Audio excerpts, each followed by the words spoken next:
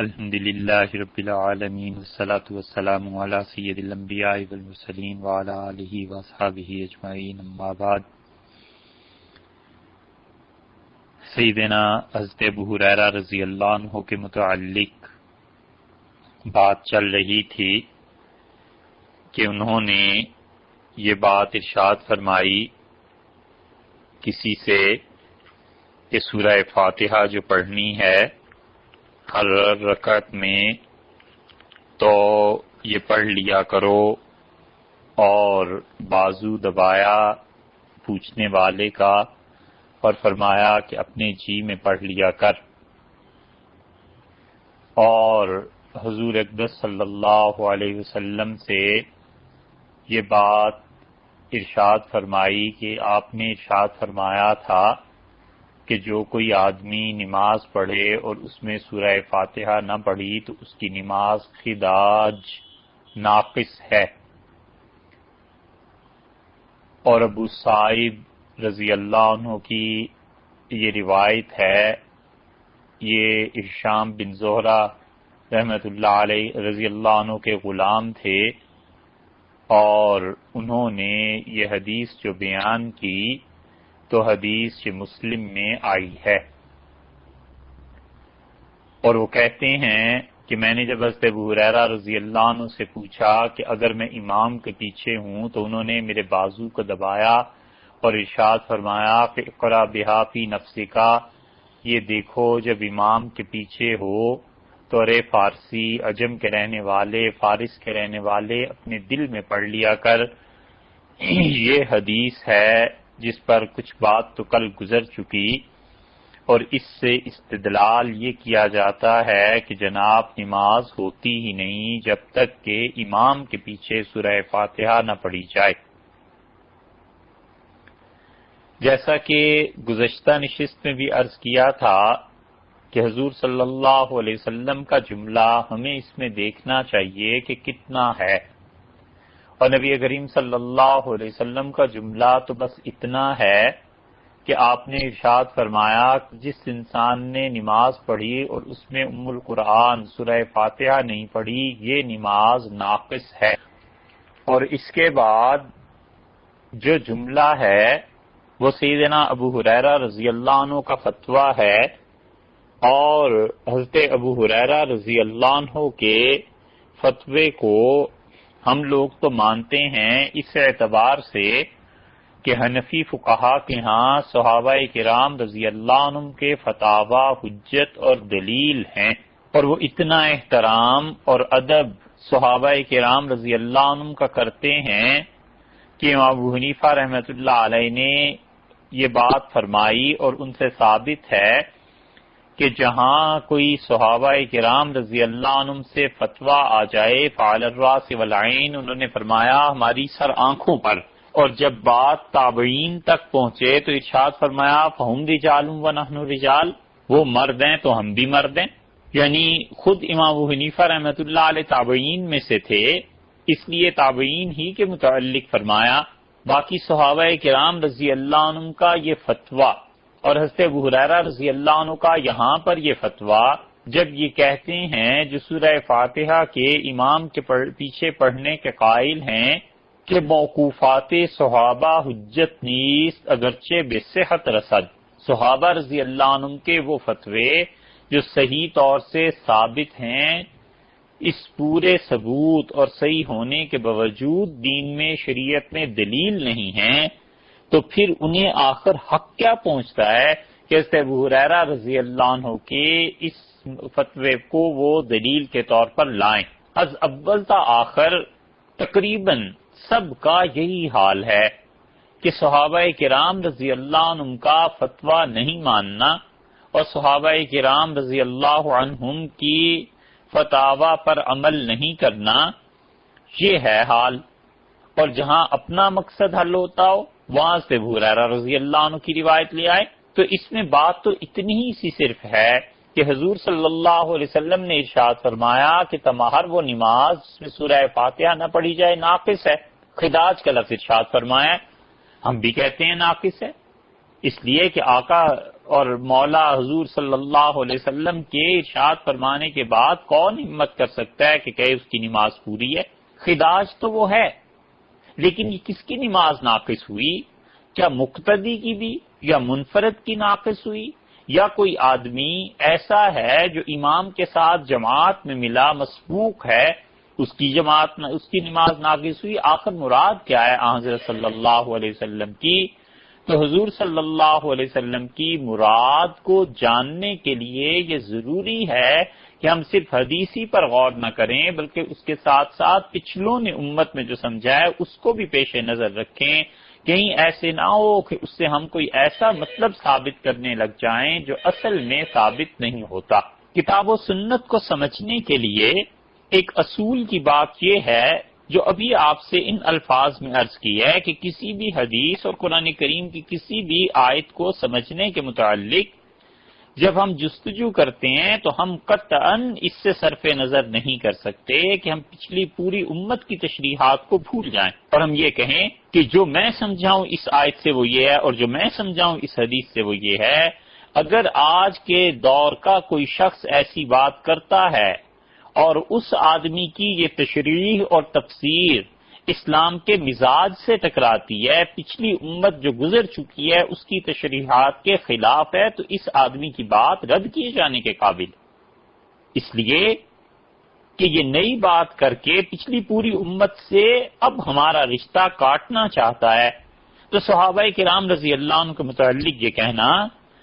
کہ ان کے فتاویٰ کی کوئی حیثیت نہیں، ہم تو جی بس نبی علیہ الصلوۃ والسلام کے قائل ہیں، ہمیں تو جی حضور صلی اللہ علیہ وسلم کا قول چاہیے، تو ٹھنڈے دل سے غور کرنا چاہیے کہ ہم حضرت صلی اللہ علیہ وسلم کی صحبت مبارکہ میں رہنے والی اس ساری جماعت کی نفی اپنے ایک جملے سے کرنا چاہتے ہیں، اور جس میں کوئی کامیابی آج تک تو ہوئی نہیں، اور جب تک یہ دین قائم ہے تب تک ہوگی بھی نہیں۔ جو بات آئے اس پہ یہ کہنا کہ اس میں حدیث لاؤ، اور امت جو کچھ سمجھی ہے اسلاف کو پرے کاہ کے برابر نہ سمجھنا، یہ گمراہی ہے اور یہ کوئی صحیح راہ نہیں ہے۔ اس کی مثال ایسے ہی ہے جیسے کسی نے پوچھا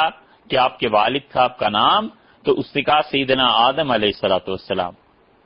تو اس نے کہا میاں آئندہ یہ نہ کہنا، والد کا نام ضرور بتانا، وگرنہ تمہارا نسب مشکوک ہو جائے گا۔ صاحب والد کا نام لو۔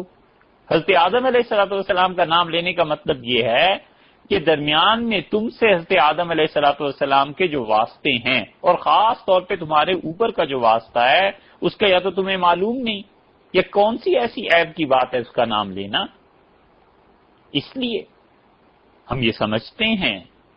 کہ حضور صلی اللہ علیہ وسلم کی احادیث کو جتنا صحابہ کرام رضی اللہ عنہم زیادہ سمجھتے تھے اور لوگ نہیں سمجھے۔ اس حدیث میں لفظ کیا آئے؟ حضور صلی اللہ علیہ وسلم نے ارشاد فرمایا ورنہ فہی خداج، یہ نماز ناقص ہے، اور ارشاد یہ فرما دیا کہ غیر تام، یہ نماز مکمل نہیں ہے۔ اس خداج کے لفظ سے استدلال کرتے ہیں اور کہتے ہیں کہ خداج کا مطلب یہ ہے کہ یہ سورہ فاتحہ کا پڑھنا فرض اور واجب ہے، اگر اس کی فرضیت اور واجبیت ختم کر دی گئی تو سرے سے نماز ہی نہیں ہوگی۔ خداج سے وہ ثابت یہ کرنا چاہتے ہیں، مختصر خلاصہ یہ کہ یہ سورہ فاتحہ نماز کا رکن ہے۔ اچھا بھائی، ذرا ٹھنڈے دل سے اس خداج کے لفظ پر ہم غور کر لیتے ہیں کہ کیا رسول اللہ صلی اللہ علیہ وسلم نے جہاں بھی خداج ناقص کا لفظ ارشاد فرمایا ہے، کیا ہر جگہ یہی مراد لی ہے حضور صلی اللہ علیہ وسلم نے اور امت نے اور صحابہ کرام رضی اللہ عنہم نے، کہ جس چیز کے متعلق بھی آپ نے فرما دیا کہ یہ ناقص ہے وہ نماز کا رکن بن جائے گی، اس کے بغیر نماز پوری نہیں ہوتی؟ حدیث میں کیا آیا ہے؟ ترمذی کی روایت میں آتا ہے، فضل ابن عباس رضی اللہ عنہما کی روایت، انہوں نے کہا، امام ترمذی رحمت اللہ علیہ لائے ہیں اس روایت کو ما جاء فی التخشع فی الصلاۃ، نماز میں خشوع اور خضوع کیا چیز ہے۔ یہ ایسی چیز ہے خشوع اور خضوع جو فرض کے درجے کی چیز ہے، وہ ہماری نمازوں سے نکل گئی، اور اس بحث میں پڑے ہوئے ہیں کہ فاتحہ ضرور پڑھنی ہے، نماز اس کے بغیر نہیں ہوتی۔ اس کے تحت وہ لائے ہیں ربیعہ بن حارث، ان کی روایت ہے، اور عبداللہ بن حارث یہ اس روایت میں آتے ہیں ایک دوسرے طریقے میں۔ فضل ابن عباس رضی اللہ عنہما نے کہا، اور یہ فضل بن عباس رضی اللہ عنہما رسول اللہ صلی اللہ علیہ وسلم کے ساتھ آخری حج میں تھے۔ حضرت عبداللہ بن عباس رضی اللہ عنہما کے بھائی ہیں، چچا زاد بھائی ہوئے نا رسول اللہ صلی اللہ علیہ وسلم کے۔ قال رسول اللہ صلی اللہ علیہ وسلم، رسول اللہ صلی اللہ علیہ وسلم نے یہ ارشاد فرمایا، صلاۃ مثنا مثنا، نماز دو دو رکعتیں ہے، تشہد فی کل رکعتین، اور ہر دو رکعت کے بعد بیٹھنا ہے، وتخشع، اور خشوع کا اختیار کرنا ہے، اپنے دل کو جھکانا ہے، وتضرع، اور اللہ کے سامنے جھک جانا ہے، وتمسکن، اور مسکین فقیر جیسے لوگ ہوتے ہیں اس مسکنت اور فقر کو ظاہر کرنا ہے، وتقنع یدیک، اور اپنے دونوں ہاتھ تم نے پھیلانے ہیں، یقول، وہ کہتا ہے، ترفعہما الی ربک، اپنے پروردگار کی طرف ہاتھ پھیلاتے ہوئے، مستقبلا ببطونہما وجہک، اور اپنے چہرے کی طرف ان کی اپنے دونوں ہاتھوں کی تم ہتھیلیاں کرتے ہو اور رو دیتے ہو، یہ تخشع اور تضرع اختیار کرتے ہو، وتقول، اور وہ کہتا ہے، یا ربی یا ربی، اے میرے پروردگار اے میرے پروردگار، ومن لم یفعل ذلک، اور جس نے نماز میں ایسے نہیں کیا، فہو کذا و کذا، وہ تو ایسا اور ایسا ہے۔ اب ٹھنڈے دل سے سوچیں اس روایت کو، اس کی دوسری روایت بھی ہم عرض کرتے ہیں آپ سے۔ قال ابو عیسیٰ، امام ترمذی رحمۃ اللہ نے فرمایا، وقال غیر ابن مبارک، عبداللہ بن مبارک رحمۃ اللہ علیہ کے علاوہ باقی جو لوگ ہیں وہ اس حدیث میں کہتے تھے، جو اور اس کے طرق اور روات ہیں، من لم یفعل ذلک، کہ رسول اللہ صلی اللہ علیہ وسلم نے یہ ارشاد فرمایا تھا کہ جس نے ایسے نہیں کیا، فہو خداج، اس کی نماز ناقص ہے۔ دیکھا آپ نے، خداج کے لفظ سے آپ نے استدلال انہوں نے کیا تھا نا، تو حضور صلی اللہ علیہ وسلم ارشاد فرماتے ہیں کہ نماز میں اگر خشوع اور خضوع نہیں ہے، اور اللہ کے سامنے ہاتھ پھیلانے نہیں ہیں، اور اگر تمہارا فقر اور عاجزی تم سے ظاہر نہیں ہے، تو پھر جس نے یہ نہیں کیا اس کی نماز ناقص ہے۔ اب کل کو یہ بھی کہہ دینا چاہیے کہ ایسے آدمی کی سرے سے نماز ہی نہیں ہوئی تو چھٹی ہو گئی۔ آج 99% مسلمان جو نمازی ہیں، اول تو خیر سے نمازی کوئی نہیں نا، اس امت کے 90% افراد نماز نہیں پڑھتے۔ جو 10% پڑھتے ہوں گے، چلو اس میں سے 10% میں سے بھی 9% ایسے ہیں جن کی نمازوں میں یہ خشوع اور خضوع نہیں ہوتا، کسی طرح سر پہ ٹکی ہوئی چیز ہے جسے دور کرنے کی بات ہے۔ تو کیا یہ فتویٰ دے دیں کہ کسی کی بھی نماز نہیں ہوتی؟ کہ رسول اللہ صلی اللہ علیہ وسلم نے ارشاد فرمایا کہ خداج، لفظ خداج یعنی ناقص سے یہی ثابت ہوتا ہے نا کہ سورہ فاتحہ اس کی رکن ہے، یہاں بھی تو یہ ارشاد یہی ہے۔ کتنا فصیح جملہ ہے، وَمَن لَّمْ يَفْعَلْ ذَلِكَ، رسول اللہ صلی اللہ علیہ وسلم جس نے ایسے نہیں کیا، فَهُوَ قَضَا وَقَضَا، وہ ایسا اور ایسا ہے۔ کمال ہے فصاحت کا۔ یہی الفاظ کی جگہ حدیث میں اور بھی آئے ہیں، غالباً بخاری میں بھی آئے ہیں، حضرت خدیجہ رضی اللہ عنہا کے متعلق۔ رسول اللہ صلی اللہ علیہ وسلم نے فرمایا، واللہ کانت قضا و قضا، عائشہ تمہیں کیا معلوم، خدیجہ تو کیسی تھیں اور کیسی تھیں، خدیجہ میری بیوی ایسی تھی اور ایسی تھی، یعنی رسول اللہ صلی اللہ علیہ وسلم نے حضرت خدیجہ رضی اللہ عنہا کے متعلق انتہائی تعریف کے جملے فرمائے کہ وہ تو ایسی اور ایسی تھی، کیا کہنے ان کے۔ یہاں اس کا مطلب ہے کہ جس آدمی نے ایسے نہیں کیا اس آدمی کی نماز بس ناقص ہے، ردی ہے، لیکن کیا سرے سے نماز ہوگی نہیں؟ وَمَن لَّمْ يَفْعَلْ ذَلِكَ فَهُوَ خِدَاج۔ دوسری روایات آگے آ رہی ہیں، امام ترمذی رحمۃ اللہ اس میں یہ کہہ رہے ہیں، اب یہاں کہیں گے کہ جی عبداللہ ابن مبارک رحمۃ اللہ علیہ کے علاوہ دیگر راوی کون کون ہے؟ کیا اچھا بھائی لڑنا کیا ہے، اسی حدیث کو ہم ابو داؤد میں دیکھ لیتے ہیں۔ ابو داؤد میں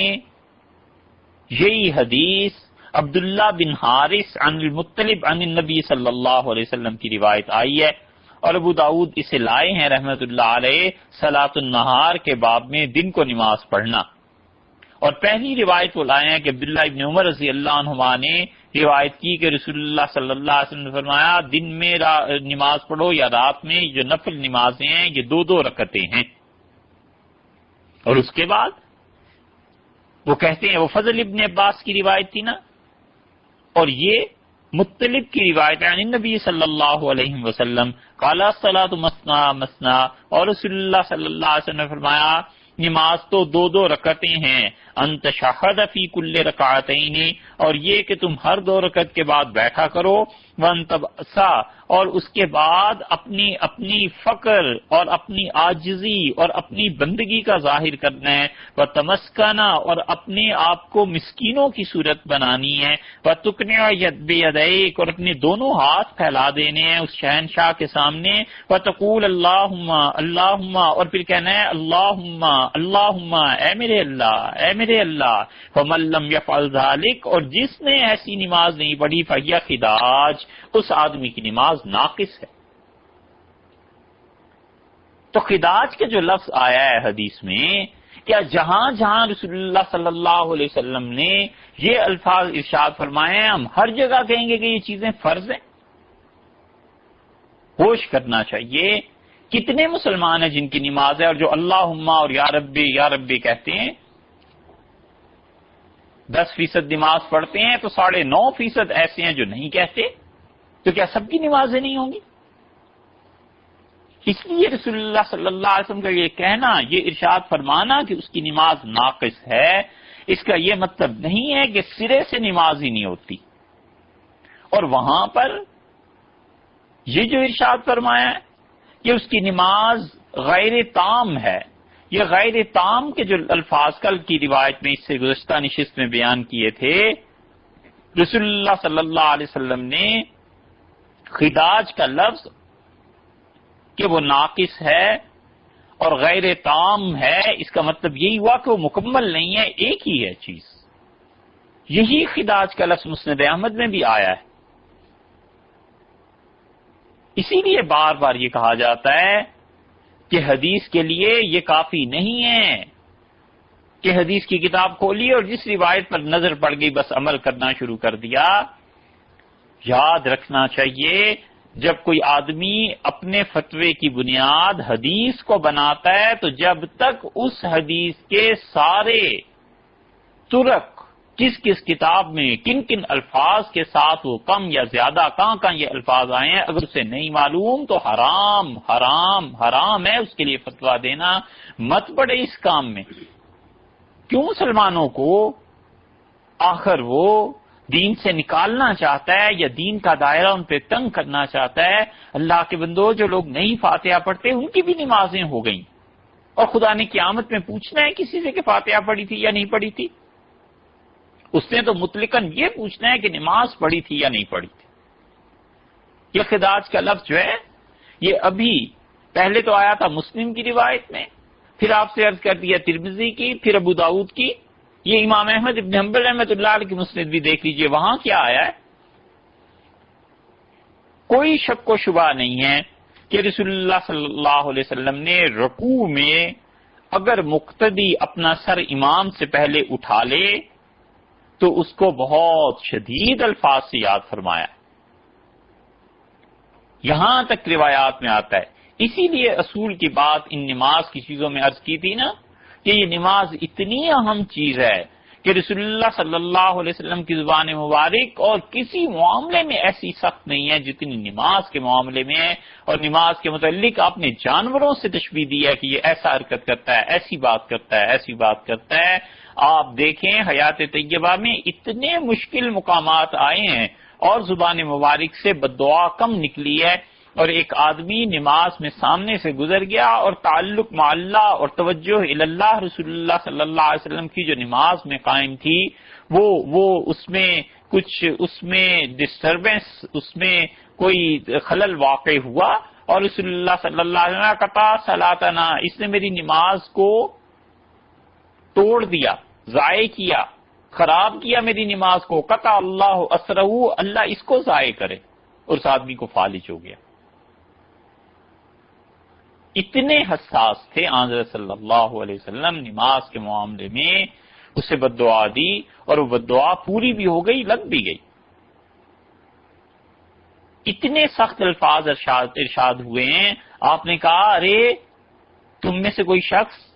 امام کے ساتھ رکوع کرتا ہے اور سر پہلے اٹھاتا ہے، اسے ذرا خدا کا خوف نہیں ہے کہ اس کا چہرہ بگڑ کے گدھے کی صورت میں بن جائے؟ اور جو لوگ حدیث پڑھتے اور پڑھاتے ہیں وہ جانتے ہیں کہ اس امت میں یہ واقعہ ہو چکا ہے۔ ایک بہت بڑے محدث تھے، وہ پردے میں بیٹھ کے حدیث ہمیشہ پڑھاتے رہے، اور انہوں نے اپنا سر اٹھایا رکوع میں امام سے پہلے کہ میں دیکھوں ہوتا کیا ہے، اور ان کا واقعی چہرہ گدھے جیسا ہو گیا۔ محدثین نے اس کا ذکر کیا ہے، لیکن کیا فائدہ آپ کسی کا نام لینے سے؟ تو اتنی سخت بات ہے، اس کے باوجود رسول اللہ صلی اللہ علیہ وسلم نے ایک شخص کو جس نے آپ سے پہلے ہی رکوع میں سر اٹھا لیا تھا، مسند احمد میں کیا ہے، ارشاد فرمایا اتقوا خداج الصلاۃ، رسول اللہ صلی اللہ علیہ وسلم فرمایا بچو اس حرکت سے، نماز ناقص ہو جاتی ہے۔ خداج کا لفظ وہاں بھی آیا ہے۔ کیا آپ کو یہ فتویٰ دے کہ اگر امام سے پہلے کسی آدمی نے رکوع سے سر اٹھا لیا تو اس کی نماز ٹوٹ جائے گی؟ خداج کا لفظ وہاں بھی آیا ہے بھائی۔ تو خداج سے استدلال کرنا کہ یہ اس بات کا متقاضی ہے کہ سورہ فاتحہ کے بغیر نماز ناقص ہے اور فاتحہ فرض ہے، تو یہاں بھی فرض کہنا چاہیے۔ پھر خشوع اور خضوع اور وہ مسکنت اور اللہ کے سامنے ہاتھ پھیلانا اور یا ربی اور اللہم یہ الفاظ کہنا، ان سب کو بھی فرض کہنا چاہیے، اور یہ فتویٰ دینا چاہیے کہ جو ایسے نہیں کرے گا اس کی نماز ہی نہیں ہوگی۔ ہر جگہ خداج کا لفظ آیا، اس لیے خداج کا لفظ رسول اللہ صلی اللہ علیہ وسلم نے ایسے مواقع پر استعمال فرمایا ہے جو رکن نہیں ہیں نماز کے، اور غیر تام کے الفاظ بھی ارشاد فرمائے ہیں کیونکہ وہ رکن نہیں ہے۔ اب اگلا جملہ دیکھ لیجئے کہ رسول اللہ صلی اللہ علیہ وسلم نے یہ ارشاد فرما دیا کہ اس کی نماز پوری نہیں ہے، غیر تام، اور یہ جو نامکمل ہے پھر اس پہ کہتے ہیں کہ نامکمل ہو گئی تو فاتحہ پڑھنی پھر ضروری۔ ہم عرض کرتے ہیں کہ خداج، یہ جو ارشاد فرمایا نا فَهِيَ خِدَاجٌ غیر تام، یہ نماز ناتمام ہے، یہ غیر تام بھی اس بات کی دلیل نہیں ہے کہ فاتحہ فرض ہے۔ دوسرا فریق یہی کہتا ہے، وہ کہتا ہے جب رسول اللہ صلی اللہ علیہ وسلم نماز مکمل نہیں ہے تو غیر تام کا یہ مطلب ہے۔ اچھا بھائی، خداج کے لفظ کی تشریح ہو گئی، یہ غیر تام کو بھی دیکھ لیجئے حدیث میں کہاں کہاں آیا ہے، کس کس چیز پہ رسول اللہ صلی اللہ علیہ وسلم نے یہ اطلاق فرما دیا ہے کہ آپ نے کہا اگر یہ کام نہیں کرو گے تو غیر تام نماز مکمل نہیں ہوگی۔ کیا ہر جگہ پر نامکمل ہونے کا مطلب یہی ہے کہ یہ حرکت اگر نہیں کرو گے، یہ کام نہیں کرو گے تو فرض چھوٹ جائے گا، فرض پورا نہیں ہوگا؟ صحیح بخاری میں دیکھ لیجئے، حضور صلی اللہ علیہ وسلم کا ارشاد امام بخاری رحمت اللہ علیہ لائے ہیں، اور وہ کہتے ہیں کہ اقامت الصف من تمام الصلاۃ، صفوں کا درست کرنا یہ نماز کو مکمل کرنا ہے۔ فرض کر لیجئے لوگوں نے صفیں درست نہیں کی، 10 آدمی کھڑے ہیں اور ان 10 کے درمیان 8 جگہ پر فاصلہ ہے، ان کے کندھے آپس میں نہیں ملے ہوئے، تو کیا یہ فتویٰ دیں گے کہ چونکہ صف درست نہیں تھی لہذا سب کی نماز نہیں ہوئی؟ حضور صلی اللہ علیہ وسلم جو کچھ ارشاد فرمائے، امام بخاری رحمۃ اللہ علیہ اس کے ضمن میں حدیث بیان کرتے ہیں ابو ہریرہ رضی اللہ عنہ کی کہ حضور صلی اللہ علیہ وسلم نے ارشاد فرمایا انما جعل الامام لیتم بہ، امام اس لیے ہوتا ہے کہ اس کی پیروی کرنا، فلا تختلفوا علیہ، اور امام کی جو حرکتیں نماز کی ہیں اس کے مخالف حرکتیں نہ کرنا، فاذا رکع فرکعوا، جب امام رکوع میں جائے تو رکوع کرو، اور جب سمع اللہ لمن حمدہ کہے فقولوا ربنا لک الحمد، تو یہ کہو ربنا لک الحمد، اور جب امام سجدہ کرے تو سجدہ کرو، اذا صلی جالسا فصلوا جلوسا اجمعین، امام اگر بیٹھ کے نماز پڑھے تو تم سب بیٹھ کر نماز پڑھنا، اور اقیم الصف فی الصلاۃ، نماز میں صفوں کو قائم رکھنا، فإن اقامت الصف من حسن الصلاۃ، رسول اللہ صلی اللہ علیہ وسلم یہ نماز میں صفوں کا درست کرنا یہ نماز کی خوبصورتی ہے۔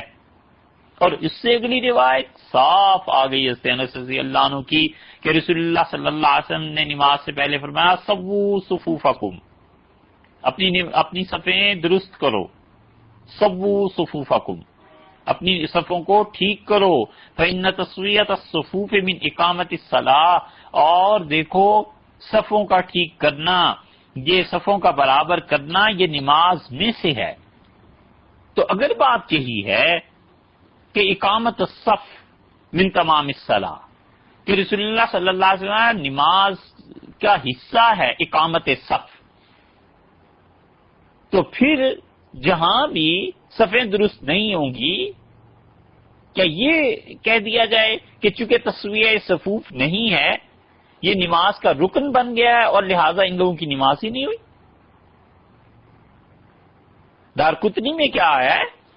رسول اللہ صلی اللہ علیہ وسلم نے فرمایا تم میں سے کسی کی نماز پوری نہیں ہوتی یہاں تک کہ وہ اچھی طرح وضو کرے۔ ایک آدمی نے نہیں اچھی طرح وضو کیا بھئی، چلیے اس نے صرف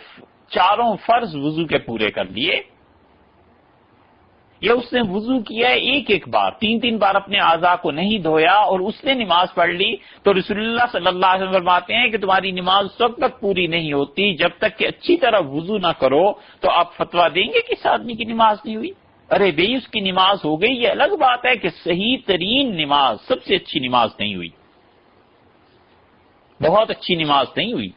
محدثین نے ایسی بات باندھے ہیں کہ رسول اللہ صلی اللہ علیہ وسلم سے کیا ثابت ہے کہ ایک بار اعضاء کو دھونا اور 2 مرتبہ کامل وضو ہے، اور ایک مرتبہ دھو دینا وضو کے اعضاء کو کافی ہے، اور 2 مرتبہ دھونا کامل وضو ہے، اور 3 مرتبہ اکمل ہے،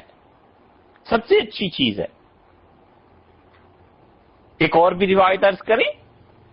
حدیث میں آیا غیر تام سے یہ کہتے ہیں نا کہ فاتحہ نہیں پڑھی تو رسول اللہ صلی اللہ علیہ وسلم نے بتایا کہ نماز ہی نہیں اس کی ہوگی، اس کی نماز مکمل نہیں ہوتی۔ یہ جو حدیث آئی ہے کہ الصلاۃ فی النعلین، جوتے پہن کے نماز پڑھنا،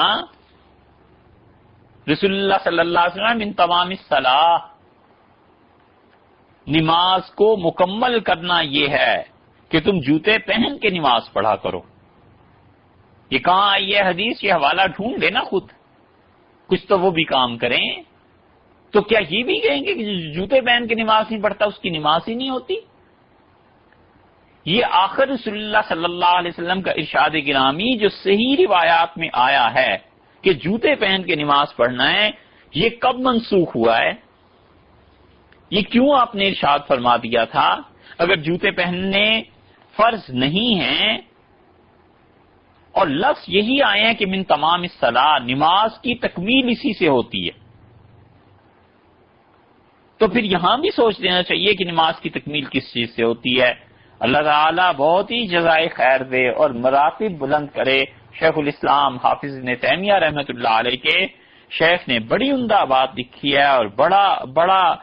وسیع شیخ کا بلند مقام اور شیخ کی بڑی وسیع نظر تھی ان چیزوں پہ۔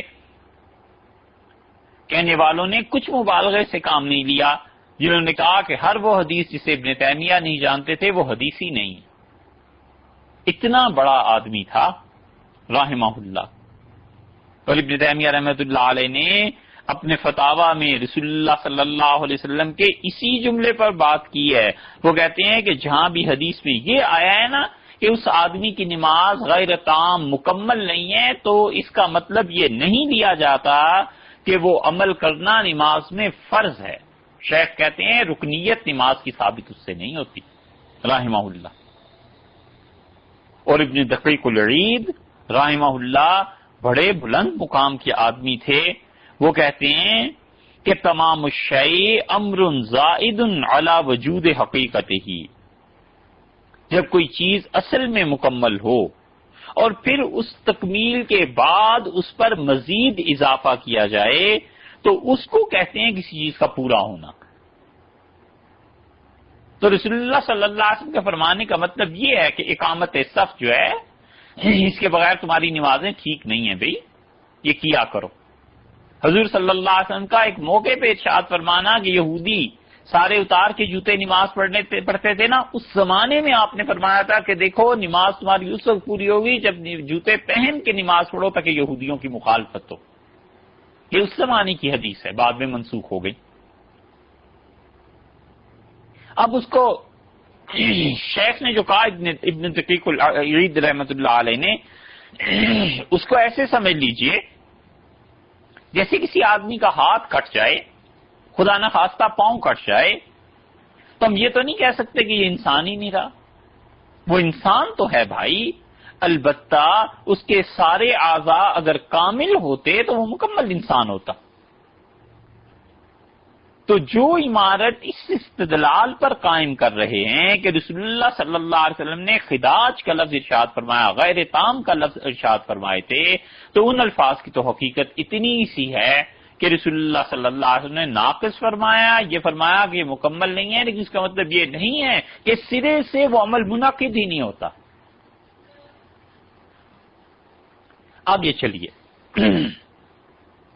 پھر سے ابو ہریرہ رضی اللہ عنہ کی بات آ گئی. کیسے ابو ہریرہ رضی اللہ عنہ کا ارے فارسی، ارے اجمی، فغمز ذرعی، میرے بازو کو دبایا اور ارشاد فرمایا کہ اقرا بہا فی نفسک یا فارسی، اپنے جی میں پڑھ لیا کر. جب امام کے پیچھے ہو تو اپنے جی میں اس کو پڑھ لیا کرو. اس سے وہ کہتے ہیں کہ حضرت ابو ہریرہ رضی اللہ عنہ نے یہ جو کہا ہے تو دل میں ہی پڑھ لینا چاہیے. کوئی پوچھے کہ یہ تو حضرت ابو ہریرہ رضی اللہ عنہ نے کہا ہے اور ان کا فتویٰ حجت نہیں، پھر اس پہ چپ. ہم کہتے ہیں کہنا کیا ہے، ان کی خدمت میں ادب احترام سے عرض کرتے ہیں کہ حضور یہ جو الفاظ ہیں کہ فی نفسی کا، کہ انہوں نے ارشاد فرمایا کہ اپنے جی میں پڑھ لیا کر، اس کا مطلب کیا تھا؟ کیا اس کا مطلب یہ ہے کہ تم آہستہ آہستہ امام کے پیچھے پڑھتے رہو، یا اس کا مطلب یہ ہے کہ اپنے دل میں اس پہ غور کر لیا کرو، تدبر کرو، فکر کرو؟ قراءت فی النفس اس کے معنی عربی میں ہیں کیا؟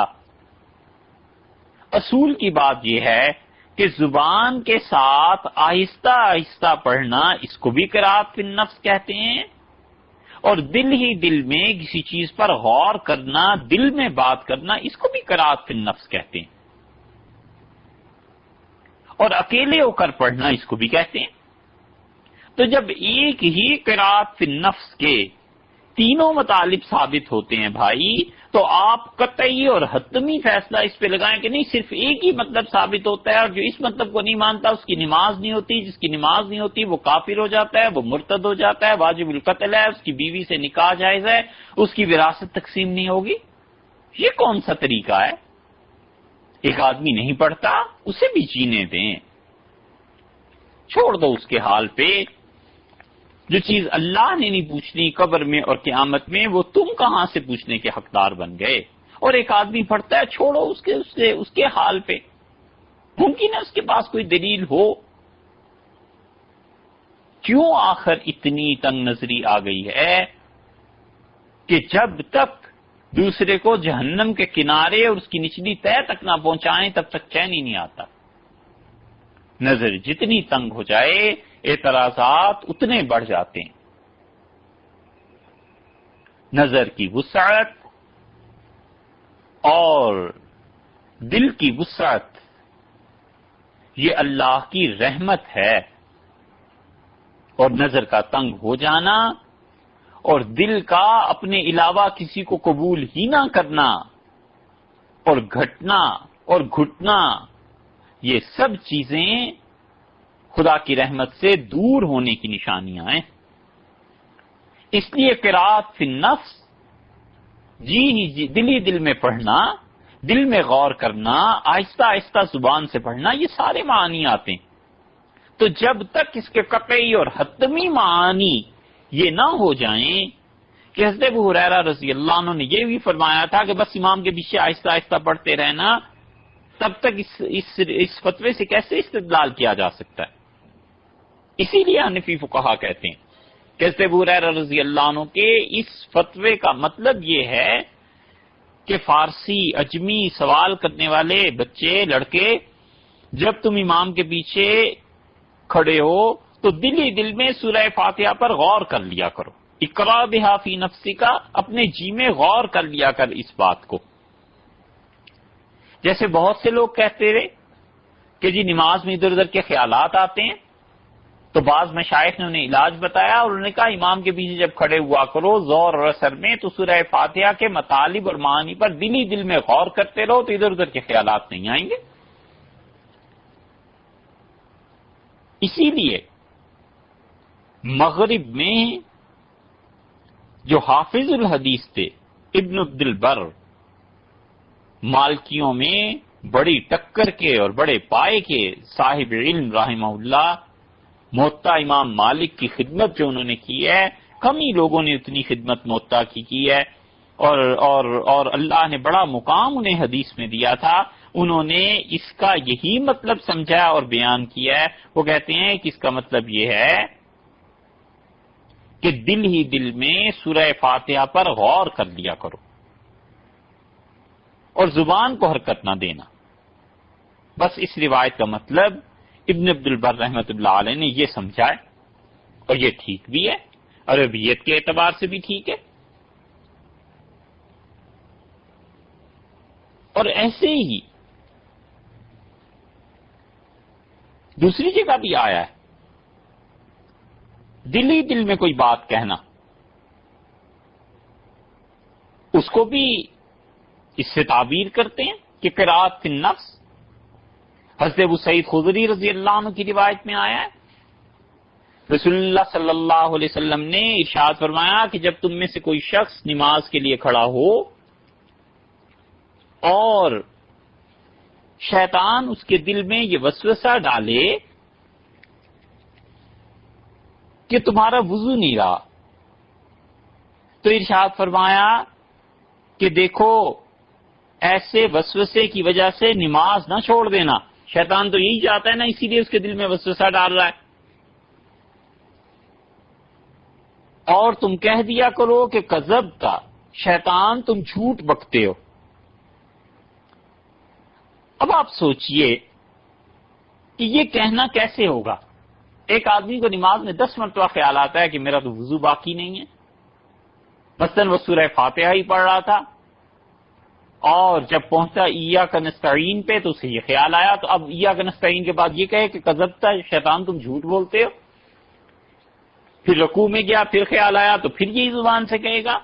اس کا مطلب کیا ہے؟ حضور صلی اللہ علیہ وسلم کے اس ارشاد گرامی کا مطلب یہ ہے کہ اپنے جی میں دل ہی دل میں یہ کہہ دو کہ شیطان تم نے جھوٹ بولا ہے۔ اسی لیے ابن حبان رحمۃ اللہ علیہ اس روایت میں انہوں نے حدیث کے یہ الفاظ بیان کر دیے کہ فی نفسی ہی یہ کہے گا مگر اپنے جی میں، اپنے دل ہی دل میں کہے۔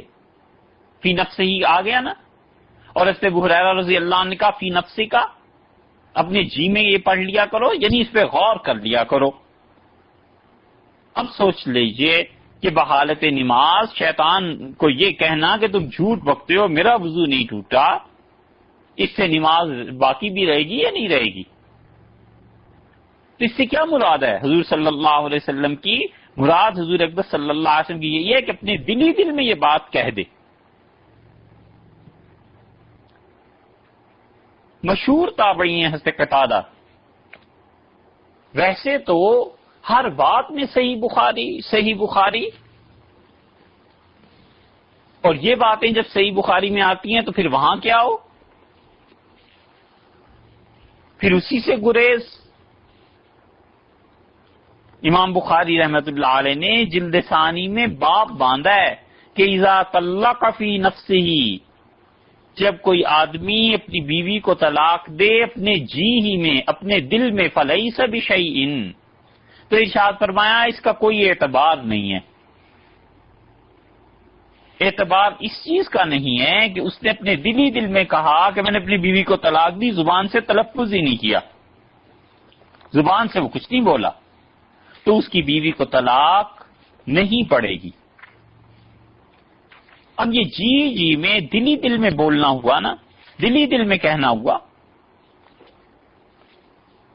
تو کیا اس میں بھی فتویٰ دیا جائے کہ اس کی بیوی کو طلاق ہو جائے گی؟ بہت سے لوگ ایسے ملتے ہیں جن کے ذہن میں یہ آتا ہے کہ میں نے تو اپنی بیوی کو بس طلاق دے ہی دی ہے، اور پھر کسی وجہ سے وہ رک جاتا ہے اور زبان سے نہیں کہتا، تو ہم نے اس تو کوئی فتویٰ نہیں دیتا کہ اس کی بیوی کو طلاق ہو جائے گی۔ تو قراءت فی النفس اس کا مطلب یہی ہے کہ دل میں غور کرنا، دل میں تدبر کرنا۔ سیدنا عمر رضی اللہ عنہ کے ایسے الفاظ بخاری میں آئے ہیں کہ میں نے اپنے دلی میں ایک بات تیار کی، دلی میں ایک بات سوچ لی۔ وہاں بھی یہی ہے کہ دل میں کسی بات کا سوچ لینا، اور حدیث میں تو آیا ہی آیا ہے، قرآن کریم تک میں آیا ہے۔ قرآن کریم میں کہاں ہے؟ حضرت یوسف علیہ الصلوۃ والسلام، ان کے بھائی ان سے ملنے آئے تھے، حاضر ہوئے ان کی خدمت میں، غلہ لیا، اور ان کے بھائی حضرت یوسف علیہ الصلوۃ والسلام کے بنیامین کی جو خرجی تھی، جو اس کا پیکٹ تھا، اس میں سے ایک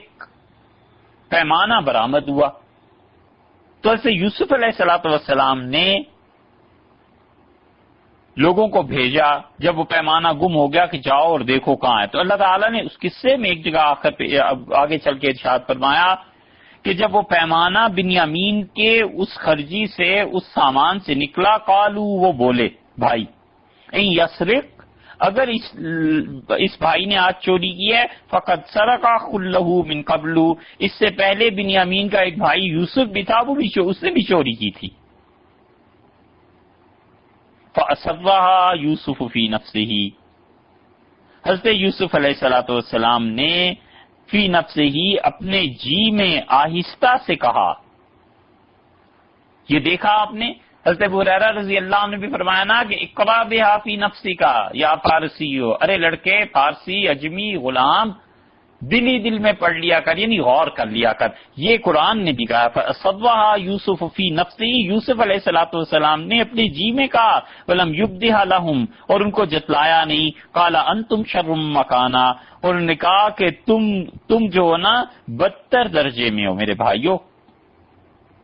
یہ جو بھائی آئے تھے جنہوں نے بنیامین پہ الزام لگایا، سیدنا یوسف علیہ الصلوۃ والسلام نے یہ کہا، اگر یوسف علیہ الصلوۃ والسلام کہہ دیتے کہ اگر یہ بنیامین اور اس کا بھائی یوسف علیہ الصلوۃ والسلام چور ہیں تو تم تو ان سے بھی بدتر ہو، تو بات کھل نہ جاتی، اسی وقت نہ پتہ چل جاتا کہ یہ بھائی ہیں۔ اللہ نے فرمایا فی نفسہ، اس نے اپنے جی میں کہا، ولم یبدہ لہم، اور ان کو جتلایا نہیں اپنے بھائیوں کو۔ تو فی نفسہ ہی کا مطلب یہ نکلا پھر تو کہ جی میں کسی بات کو کہنا۔ اس لیے اگرچہ احتمال دوسری تفسیر کا بھی ہے، مفسرین نے اس کے دوسرے معانی بھی بیان کیے ہیں، مگر جب قراءت فی النفس کا اطلاق اس پر ہوتا ہے کہ دلی میں کوئی بات کہنا، دل میں غور کرنا اور اس بات کا اظہار نہ کرنا، تو پھر ثابت یہ ہو گیا کہ حضرت ابو ہریرہ رضی اللہ عنہ نے یا تو یہ کہا کہ آہستہ آواز سے پڑھ لیا کر امام کے پیچھے، یا یہ ارشاد فرما دیا کہ دل میں غور کر لیا کر۔ تو جب ایک جملے کے دونوں یہ مطالب آپ کے ہاں ثابت ہوتے ہیں تو آپ کس آخر دلیل سے یقینی طور پر کہتے ہیں کہ نہیں، صرف اس کا ایک ہی مطلب ہے اور وہ مطلب یہ ہے؟ امام کے پیچھے قرات کیا کرو، اور جو اس مطلب کو نہیں مانتا وہ غلط کرتا ہے، اس کی نماز ہی نہیں ہوتی۔ یہ حق کس نے دے دیا ہے آخر کہ ایک احتمال کی موجودگی میں دوسرے کو بالکل ایسے رد کر دیا جائے، اور نہ صرف رد کر دیا جائے بلکہ اسے کفر اور اسلام کا مسئلہ بنا لیا جائے؟ اس لیے یہ بات ایسی نہیں ہے۔ حدیث میں کیا آیا ہے؟ ایک اور جگہ نبی کریم صلی اللہ علیہ وسلم نے فرمایا، اللہ تعالیٰ کہتا ہے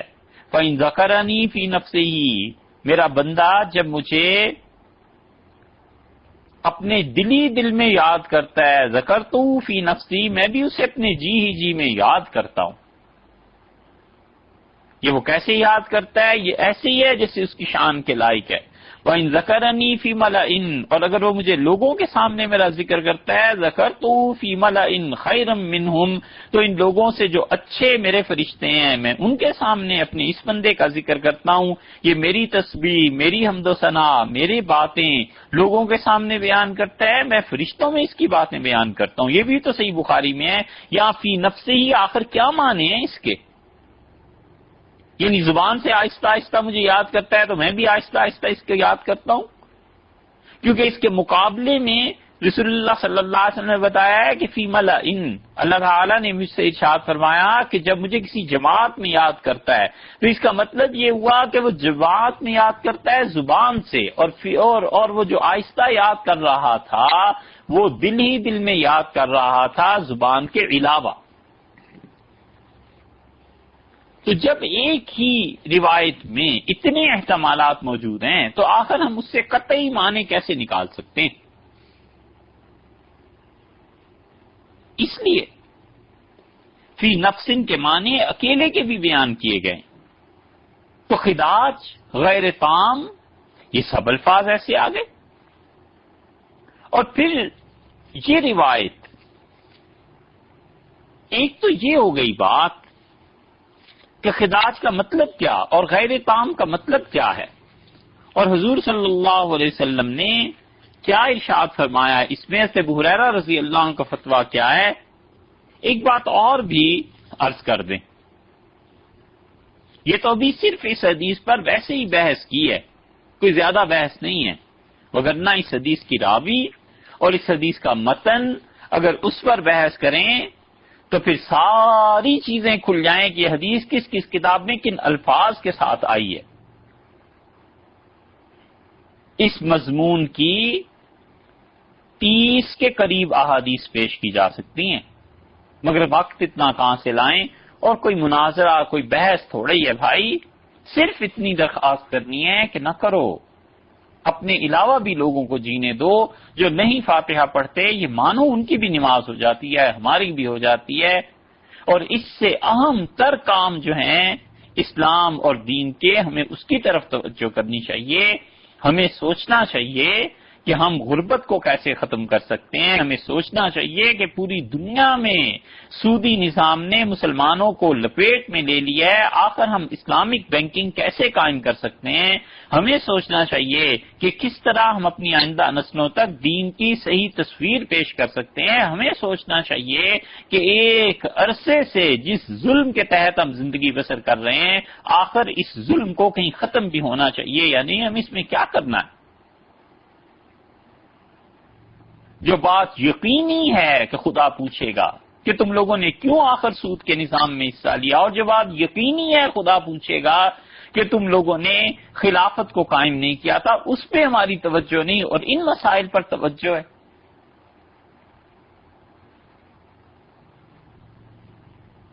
اس لیے 30 احادیث اس معاملے میں اگر پڑھنا شروع کریں تو پھر پتا چل جائے کہ اس حدیث میں باقی الفاظ کیا ہیں۔ 2-3 روایتیں بیان کر دیتے ہیں۔ ایک روایت میں آتا ہے کہ رسول اللہ صلی اللہ علیہ وسلم نے فرمایا، ہر وہ نماز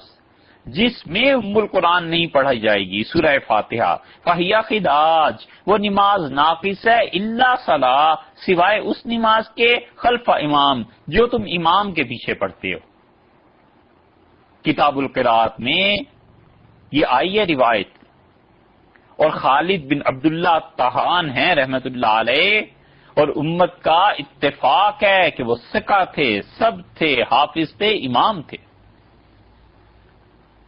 تدریب الراوی میں اصول حدیث کی کتاب ہے، یہ جتنے حدیث کرتے ہیں ان سے پوچھیے گا کبھی کہ یہ تدریب الراوی آخر لکھی کس نے تھی؟ تدریب الراوی میں بڑی اچھی اصول کی بات انہوں نے لکھی ہے محدثین کی، کہ محدثین کہتے ہیں جب ہم کسی راوی پر بحث کرتے ہیں تو اس کی شخصیت کو جانچنے کے لیے ایک چیز تو یہ ہے کہ کوئی محدث یہ کہہ دیتا ہے کہ یہ راوی کمزور ہے، ایک کہہ دیتا ہے یہ جھوٹا ہے، ایک کہہ دیتا ہے فلاں ہے، اور ایک یہ ہے کہ وہ تفصیل سے بیان کرتا ہے کہ اس کی کس روایت میں جھوٹ آیا ہے، کہاں اس نے جھوٹ بولا ہے، کس نے اس کے متعلق کیا کہا ہے۔ محدثین کہتے ہیں کہ جب جرح بالکل مبہم ہو، دو چار لفظ ہی ملتے ہوں، ابہام ہو اس میں، تو وہ کوئی قبول نہیں ہے، ہم اس کو نہیں مانتے، ہم تو مانتے ہیں اس جرح کو کسی راوی کے متعلق جب تفصیل سے بتایا جائے کہ اس کی زندگی میں یہ خرابیاں تھیں۔ تو کریں نا خالد بن عبداللہ طاحان رحمۃ اللہ علیہ پہ بالاتفاق حافظ تھے، حدیث کے امام تھے اپنے دور کے، انہوں نے بیان کیا یہ روایت۔ دوسری روایت بھی آتی ہے اور اس میں یہ آیا ہے کہ ہر وہ نماز جس میں ام القرآن نہیں پڑھی گی فاتحہ فہیہ خداج، وہ نماز ناقص ہے الا وراء الامام، ہاں جب تم امام کے پیچھے ہو۔ یہ جو اضافہ ہے نا اس میں، یہ عبداللہ بن محمود سعدی رحمۃ اللہ علیہ کا ہے، اور عبداللہ بن محمود سعدی، کھولیں کتابیں دیکھیں یہ کس پائے کا آدمی تھا۔ مسلمانوں نے اس زمانے میں جو چیزیں بالکل اپنے ہاتھ سے کھو دی ہیں، ان میں سے ان کی اپنی تاریخ بھی ہے، انہیں پتہ ہی نہیں ان کے اسلاف کون تھے، اور انہیں خبر ہی نہیں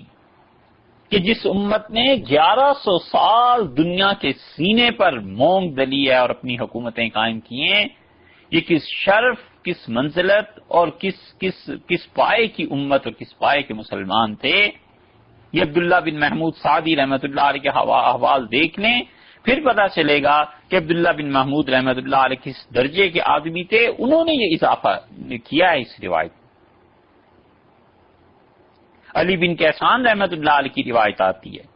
انہوں نے کہا کہ ہر وہ نماز جو پڑھی جائے جس میں سورہ فاتحہ نہیں ہوگی وہ ناقص ہوگی الا وراء الامام، ہاں مگر امام کے پیچھے جو ہے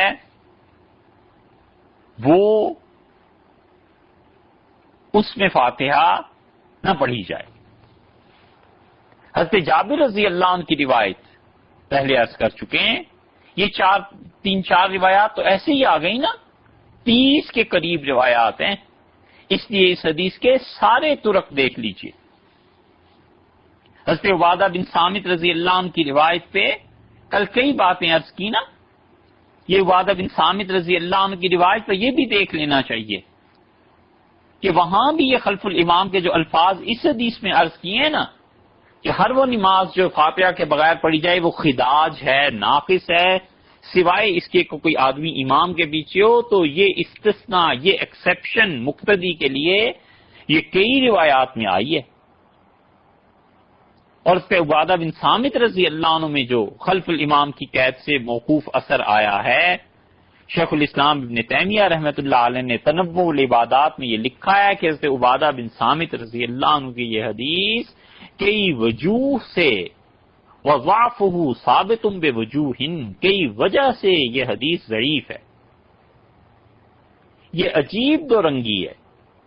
کہ جہاں شیخ الاسلام ابن تیمیہ رحمۃ اللہ علیہ کے ماننے اور چاہنے والے ان کے ہاں شیخ الاسلام کے مناقب بیان کرنا، اور جہاں ابن تیمیہ رحمۃ اللہ علیہ کی کوئی بات فاتحہ میں کوئی اور چیز میں اپنے معاملے میں کچھ خلاف آ گئی اس کو چھپا جاؤ، وہاں یہ قطعاً نہ کہنا کہ ابن تیمیہ رحمۃ اللہ نے ایسے بھی لکھا ہے۔ ابن تیمیہ صاف کہتے ہیں رحمہ اللہ انما هو قول عبادہ، وہ حضرت عبادہ رضی اللہ عنہ، عبادہ بن صامت رضی اللہ عنہ کا اپنا فتویٰ ہے، اور اسی وجہ سے حضرت عبادہ رضی اللہ عنہ کی حدیث پر انہوں نے اپنے فتاویٰ میں جہاں بحث کی ہے وہ کہتے ہیں کہ حضور صلی اللہ علیہ وسلم کی صحیح حدیث جو بخاری اور مسلم میں ہے، جس کو امام زہری محمود ابن ربیع رحمۃ اللہ رضی اللہ عنہ کے طریقے سے حضرت عبادہ رضی اللہ عنہ سے روایت کرتے ہیں، اس میں صرف اتنی بات ہے کہ سورہ فاتحہ کے بغیر نماز نہیں ہوتی۔ رہ گئی وہ حدیث جس میں امام کے پیچھے والی بات کا اضافہ ہے، شیخ کہتے ہیں کہ فغلط فیہ بعض الشامیین، شامیوں نے اس حدیث میں غلطی کی ہے۔ یہ حدیث کے جو باتیں کرتے ہیں نا، ان سے پوچھئے گا کبھی کہ حجازی، شامی، عراقی ان کی حدیثوں میں فرق کیا تھا، کوفیوں کی اور مدنیوں کی حدیثوں میں فرق کیا تھا؟ شیخ نے لکھا ہے فغلط فیہ بعض الشامیین واصلہ ان عبادہ، اور اصل اس بات کی اتنی سی ہے کہ حضرت عبادہ رضی اللہ عنہ کان یوما فی بیت المقدس، انہوں نے بیت المقدس میں حضرت ابو عبادہ رضی اللہ عنہ تھے، انہوں نے یہ حدیث بیان کی، اور اپنا قول انہوں نے امام کے پیچھے کی قید والا انہوں نے بیان کیا تھا۔ راوی جو تھے ان سے سننے والے، ان سے مرفوع حدیث جو رسول اللہ صلی اللہ علیہ وسلم کا قول تھا اور جو ان کی اپنی بات تھی، اس میں راویوں پر یہ بات مشتبہ ہو گئی اور خلط ملط ہو گیا۔ فاشتبہ علیہم المرفوع بالموقوف علی عبادہ، حضرت عبادہ رضی اللہ عنہ کی حدیث میں یہاں راویوں سے گڑبڑ ہو گئی، یہ شیخ نے لکھا ہے۔ اس لیے یہ تو دو تین احادیث جو وہ بیان کرتے ہیں نا، جس پہ اشتہارات دیتے ہیں اور سوقیانہ حرکت کہ جیت جاؤ تو اتنے ہزار روپے دیں گے، اتنے لاکھ روپے کا انعام، یہ کوئی علمی سنجیدگی تھوڑا ہی ہے۔ تو یہ تو چار باتیں ان دلائل کے متعلق ہوئیں۔ باقی ہم نے وہ لوگ دیکھے ہیں جو اس بات کے قائل تھے کہ سورہ فاتحہ امام کے پیچھے پڑھی جائے، اور ان کے چہروں سے نور ٹپکتا تھا، اور ان کو جھوٹ اپنی بو سے محسوس ہو جاتا تھا۔ کوئی آدمی جھوٹ بولتا تھا تو وہ محسوس کر لیتے تھے ہوا کے اثر سے کہ یہ جھوٹ بول رہا ہے، اس کے منہ سے بو آ رہی ہے۔ ایسے اللہ کے اچھے بندے تھے، اور انہیں انہی کے ساتھ بیٹھتے اٹھتے چلتے پھرتے دیکھا ہے جو کہتے تھے امام کے پیچھے فاتحہ نہیں پڑھنی چاہیے، اور وہ بھائیوں کی طرح رہتے تھے، اور وہ کہتے تھے کہ فاتحہ پڑھنا، اور وہ کہتے تھے کہ رفع یدین بھی نماز میں کرنا، اور اس کے ساتھ ساتھ وہ سلسلہ نقش بندیہ میں بیعت بھی کرتے تھے، اور اس کے ساتھ ساتھ وہ تعویذ بھی دیتے تھے۔ وہ سارے اللہ کے ایسے اچھے بندے تھے۔ اب دنیا ان کے وجود سے خالی ہوتی جا رہی ہے، اور اب دور ایسا آ گیا ہے کہ خود رو پودے اگائے ہیں جن کی کسی نے تربیت نہیں کی، اور تربیت ہوئی ہے تو بس اتنی کہ تمہارا مخالف ایسا اور ویسا، اور بس اس کو تو برداشت ہی نہیں کرنا۔ تربیت اتنی ہوئی ہے جیسے جنگلی خودرو پودے اگتے ہیں نا، اور اس پہ بھی کبھی کبھی پھل پڑ جاتا ہے، اور ایک وہ پودا ہوتا ہے جسے مالی نے ساخت پرداخت کی ہے اور بہت اچھی طرح اس کا خیال کیا ہے، اور پھر 5 سال بعد اس پہ پھل آیا ہے، تو اس پھل میں اور جنگلی پھل میں بڑا فرق ہوتا ہے۔ بظاہر دیکھنے میں ایک جیسے، لیکن ذائقہ اور حقیقت کے اعتبار سے زمین و آسمان کا فرق ہوتا ہے۔ وہ بھی تو اللہ کے بندے اسی دنیا میں تھے۔ وہ عید کی نماز میں 6 تکبیروں سے بھی کہیں زیادہ تکبیرات کہتے تھے، اور ان کے پیچھے ہی وہ لوگ بھی نماز پڑھتے تھے جو کہتے تھے کہ عید کی 6 تکبیریں ہیں، اور 6 تکبیروں والے بھی نماز پڑھتے تھے، اور پیچھے وہ بھی کھڑے ہوتے تھے جو کہتے تھے کہ 6 سے زائد ہیں۔ وہ لوگ تو نہیں جھگڑے۔ اس لیے میرے بھائی غور کرنا چاہیے، آخر ضرورت کیا ایسی پیش آ گئی ہے کہ ہم حنفیوں کو متون کریں، اور جو چیز حنفیت کے خلاف مل جائے اس کے متعلق کہیں کہ یہ چیز ایسے اور یہ چیز ایسے، اور پھر زبان اتنی دراز ہو جائے کہ سیدنا امام اعظم ابو حنیفہ رحمۃ اللہ علیہ پہ طنز، تشنیع، طعن، ان کی ضد میں آ کے حضور اقدس صلی اللہ علیہ وسلم کا یہ کہنا کہ ہمارے قائد اعظم تو حضور صلی اللہ علیہ وسلم تھے، ہمارے امام اعظم تو حضور صلی اللہ علیہ وسلم تھے، یہ کون سا علمی طریقہ اور سنجیدگی سے زندگی اور دین کے حقائق کو سمجھنے کا مقام ہے؟ اپنے مخالفین کو جینے دیجیے، آپ کے مسلک کے برعکس جو لوگ ہیں ان کے ساتھ تشدد کا برتاؤ نہ کیجئے، ذہن میں وسعت پیدا کیجئے. یہ تو تھا حدیث کا معاملہ. اور اب اس کے بعد خیال میں آیا کہ کچھ صحابہ کرام رضی اللہ عنہ کو بھی دیکھ لیں کہ انہوں نے اس معاملے میں کیا فتوے دیے تھے. امید ہے انشاءاللہ آئندہ نشست میں صحابہ کرام رضی اللہ عنہ سے بات شروع کریں گے. حدیث میں اور قرآن کریم میں جو آ گیا بس آئندہ وہ بحث نہیں ہوگی. السلام علیکم ورحمۃ اللہ وبرکاتہ.